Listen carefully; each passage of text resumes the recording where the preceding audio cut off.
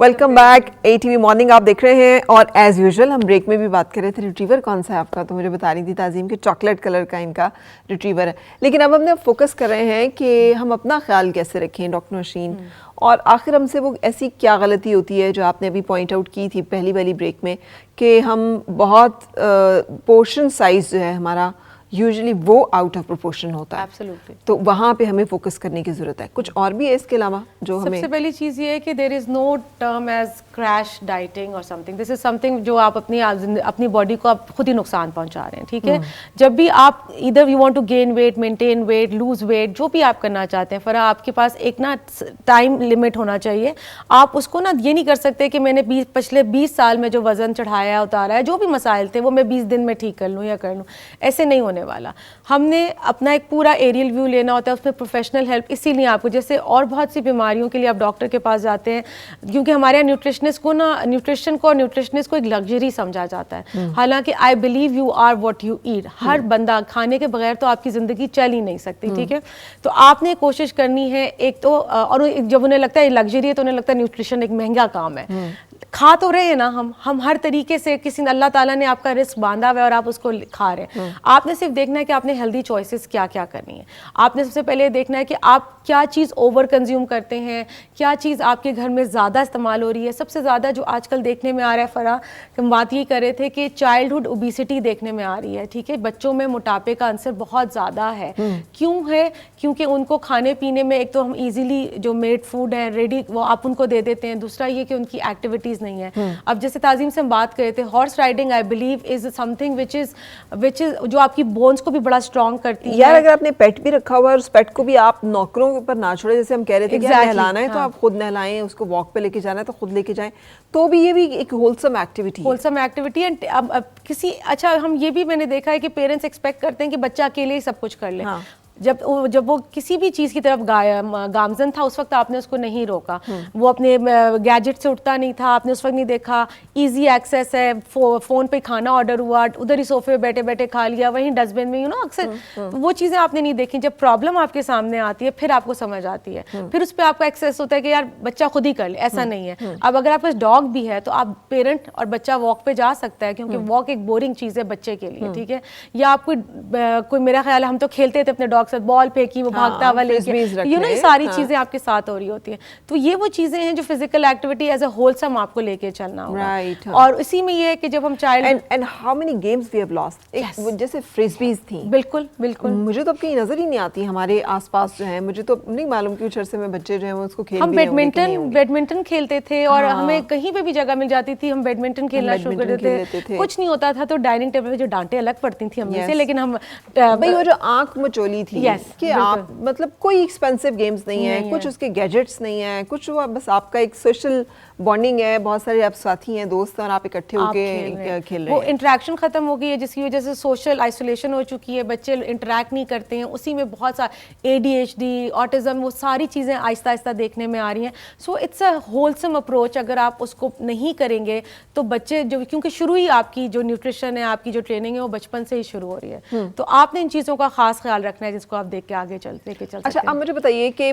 जब हमने एक पोर्शन साइज पे बात कर ली, एक हमने बात कर लिया कि हमने अपने लाइफस्टाइल को कैसे मैनेज करना है, अब वो क्या गलतियां हैं कि जिसके एक खातून की अगर हम उस पर बात करें तो उसको किन किन चीज़ों का ख्याल रखना चाहिए? Calcium, osteoporosis, vitamin D deficiency, ये तो वैसे तो बच्चों में भी बहुत कॉमन है, लेकिन ख़वातीन में तो ख़ास तौर पे ये चीज़ें जो है बड़ी ज़्यादा सामने आती हैं। तो क्या चीज़ें होनी चाहिए शुरू से ही हमारी डाइट में कि जिसकी वजह से हम इन मसाइल से बच जाएँ? अच्छा, आपने बहुत अच्छी बात की। ऑस्टियोपोरोसिस पहले एक ज़माने में 30 अबव शुरू होता था, अब 20 ईयर्स ऑनवर्ड्स ही ऑस्टियोपोरोसिस आपकी देखने में आ रहा है। तो इसमें यह है कि आपने सबसे पहले ख्याल रखना है कि आपका मिल्क इनटेक कैसा है, आपका डेयरी प्रोडक्ट इनटेक कैसा है। दही, मैं ये नहीं कह रही कि रोज़ाना गिलास भर के दूध का पी लें, उसको दही के तौर पे भी आप ले सकती हैं।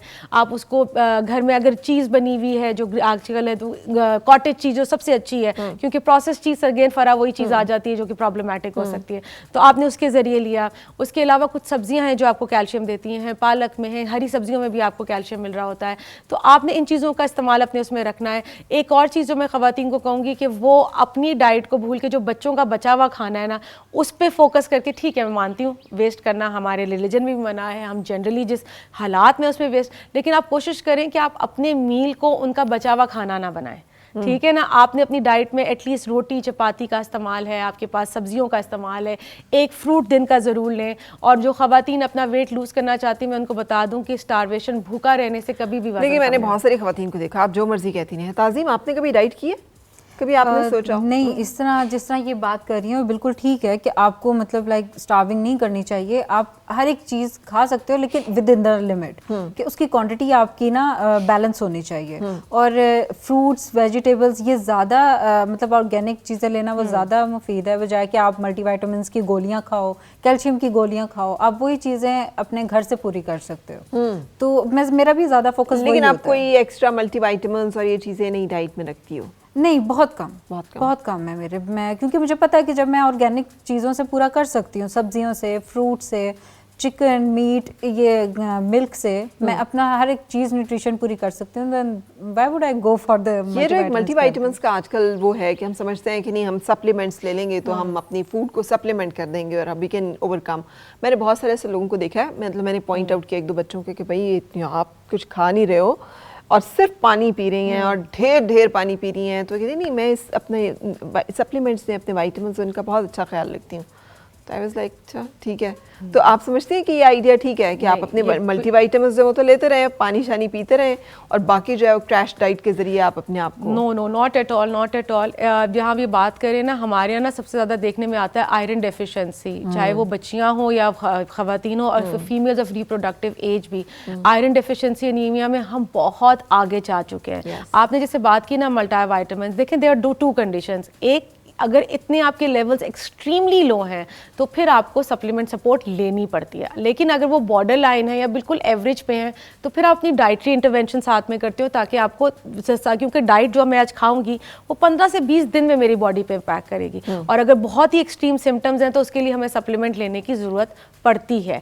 या आप ये भूल जाएं कि अगर आप टैबलेट के फॉर्म में सप्लीमेंट ले रहे हैं और ऑर्गेनिक खाने नहीं खा रहे हैं तो वो पूरा हो रहा है, वो टैबलेट अंदर जाती है, वो मेटाबोलाइज होती है आपके जिगर पे, लिवर पे, वहाँ से डिस्ट्रीब्यूट होती है, आधी एक्सक्रीट आउट हो जाती है, कुछ डिपॉजिट। तो आपका ये गलत कॉन्सेप्ट है कि जो आपने पूरी गोली खाई है वो पूरी आपकी बॉडी कंज्यूम करी है, ऐसा कुछ नहीं हो रहा। ठीक है। अच्छा, वो कौन सी चीज़ें हैं जो ज़रूरी हमारी डाइट में शामिल होनी चाहिए, कीपिंग इन व्यू कि आजकल कौन सी सब्जियां और क्या चीज़ें अवेलेबल? एक तो सबसे पहले ख्याल रखना है कि आपने सीजन की ताज़ा फ्रूट और सब्जियां खानी है। हमारे यहाँ बड़ा कॉन्सेप्ट है कि फ्रोजन कुछ ला के, इवन हम फ्रोजन पैक्स भी ले आते हैं। एक तो ये चीज़ हो गई, ठीक है। और हम ब्लेस्ड हैं, हमारे पास सर्दियों में भी वाफिर मिकदार में सब्जियां फ्रूट आते हैं और गर्मियों में भी, दोनों में, ठीक है।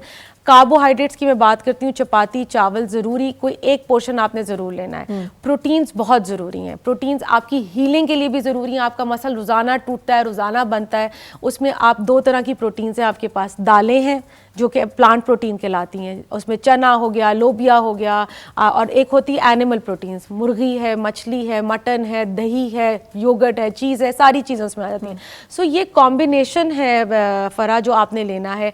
कीपिंग इन व्यू जो सबसे ज़्यादा ज़रूरी चीज़ होंगी, अगर आपकी अगेन हम इकोनॉमिकल सिचुएशन को, तो रोटी और सालन सब्ज़ी का सबसे ज़रूरी इस्तेमाल है जो आपको ताकत देगा। और अगर आप इसमें और चीज़ें, दही वगैरह घर में ही जमा लें तो मेरा ख्याल है इससे अच्छी कोई चीज़ नहीं है। It's pocket friendly as well, और आप कंज्यूम भी कर रहे हैं। बिल्कुल सही। अच्छा ताज़ीम, कितना आपका इन किचन एक्टिविटीज़ के साथ वास्ता रहता है अदर देन अपना प्रोफेशनल जो करियर है और उसमें जो आप क्या काम कर रहे हैं? ये कंपल्सरी है कि आपकी माएँ जो हैं वो नहीं छोड़ती कि जितना मर्जी आप, हाँ जी, कि जितना मर्जी आप सोशल हो जाओ, ईच एंड एवरीथिंग, लेकिन आपने घर गृहस्थी भी देखनी है। ठीक है। तो इस वजह से मामा ने मुझे खानों पे भी लगाया हुआ है कि खाने बनाया करो, रोटियां बनाया करो, चाय बनाया करो, तो ये घर की चीजें और ये तुम्हें आनी चाहिए। आती है?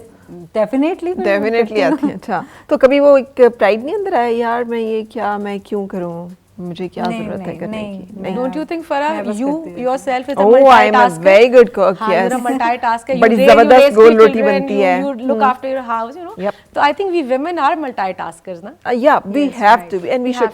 have मुझे लगता है मर्दों को भी होना चाहिए। Exactly. मुझे लगता है कि आजकल ये जो लाइफ स्किल्स में इसको आ जाना चाहिए कि आपको कुकिंग आती है, आपको अकेले सस्टेन करना आता है, आपको किसी की ज़रूरत तो नहीं पड़ती कि मुझे कोई खाना बना दे तो मुझे कोई ये कर दे। अगर आपको ज़रूरत पड़ती है तो इसका मतलब है कि आप बड़े प्रॉब्लम में हैं, आपको नहीं मिलेगा वो बंदा तो क्या करेंगे आप? नहीं। ये ज़्यादा मैं देखती हूँ कि जो आउट ऑफ कंट्री में चाहे स्टडी के लिए जा रहे हैं, जॉब के लिए जा रहे हैं, वो अकेले रहने होते हैं ना, तो वो कर मजबूरी लेते में। हैं। वो हाँ, मजबूरी है ना। में If कर we लेते start हैं। training our kids अभी से, अभी जैसे से। my son, he helps me out in my kitchen. I'll be very honest, and I'm proud of the fact कि वो आता है and he knows. अगर मैं नहीं हूँ तो मेरा ख्याल है कि वो अपनी बहन को भी और खुद भी बना के कुछ ना कुछ खिला देगा अगर कोई इमरजेंसी सिचुएशन होती है।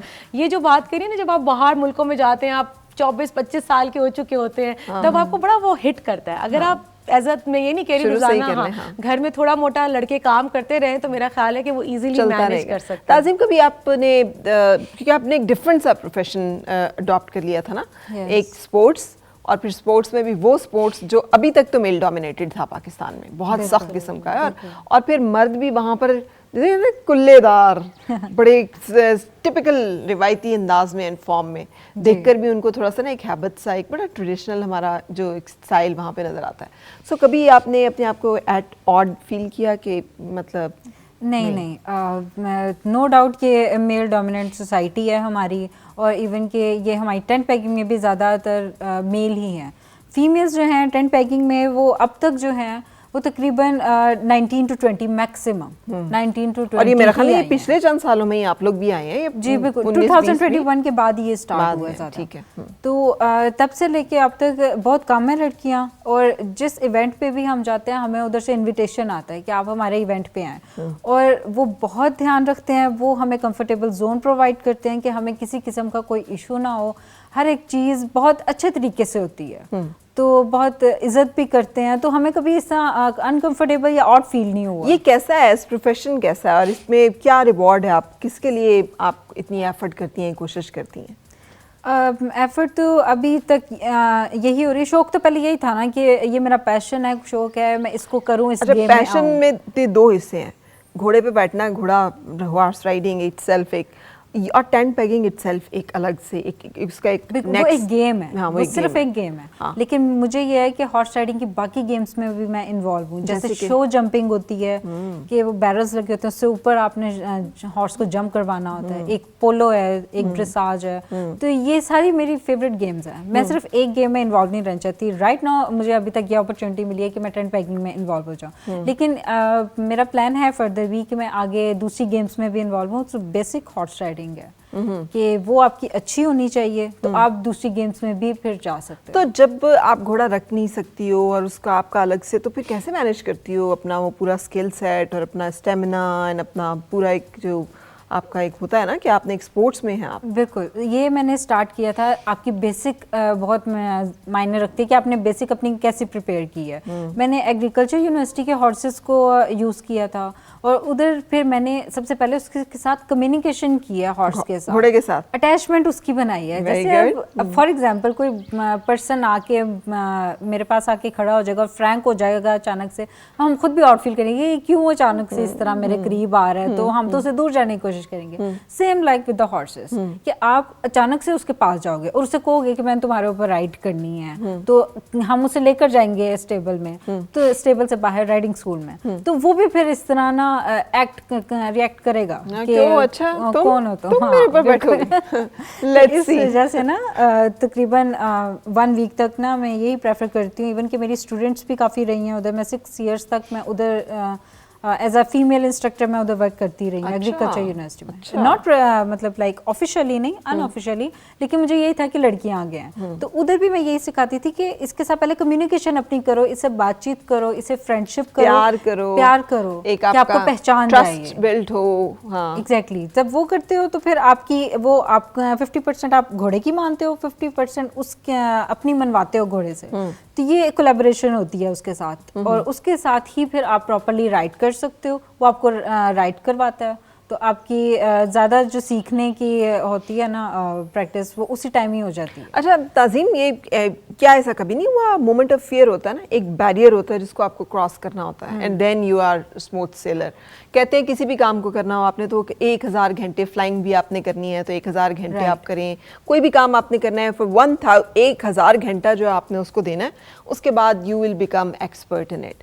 तो आपका भी ये कोई इस तरह का फेज था? फॉर एग्जाम्पल आपके सामने 500 LB का एक बड़ा सा हॉर्स खड़ा है और आपने उसके ऊपर राइड करनी है, नो डाउट उसका फियर तो होता है, लेकिन वो फिर आपको ओवरकम करना पड़ता है। और ये वही कर सकता है जिसके अंदर गट्स हैं, जो कॉन्फिडेंस अपने अंदर रखता है कि हाँ ये मैं कर सकती हूँ, या जिसे शौक हो, जिसे पैशन हो कि मुझे ये करना ही करना है, तो वो डेयरिंग होता है और वो फिर इसको फिर अचीव। कभी ऐसा हुआ कि घोड़े ने आपको ना एक्सेप्ट किया और घोड़ा कह रहा है नहीं नहीं नहीं, I don't want? बहुत दफा हुआ ऐसा है। हुआ है? एक हॉर्स का नेम है एग्रीकल्चर यूनिवर्सिटी का ही है, नसीब। He is my favourite. और अब वो जितना मेरे साथ अटैच है उतना कोई उधर हॉर्स अटैच नहीं है, and they got 11 to 12 horses there. तो उसका ये था कि 4 साल तक मैं उसको ना जो उसके फेस पे डालते हैं सारे स्ट्रैप्स होते हैं, वो एक कंप्लीट सेट को ब्राइडल सेट कहते हैं, जिसमें उसकी रेन भी आती है जिससे आपने उसे पकड़ना होता है। तो ब्राइडल सेट में उसके मुंह पर डालती थी, वो उसने मुझे कभी नहीं डालने दिया स्टार्टिंग में, उसने बहुत रेजिस्ट किया।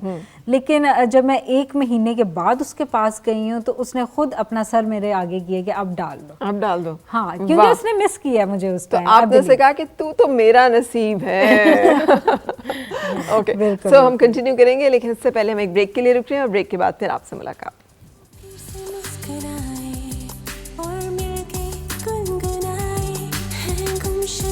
खुशियाँ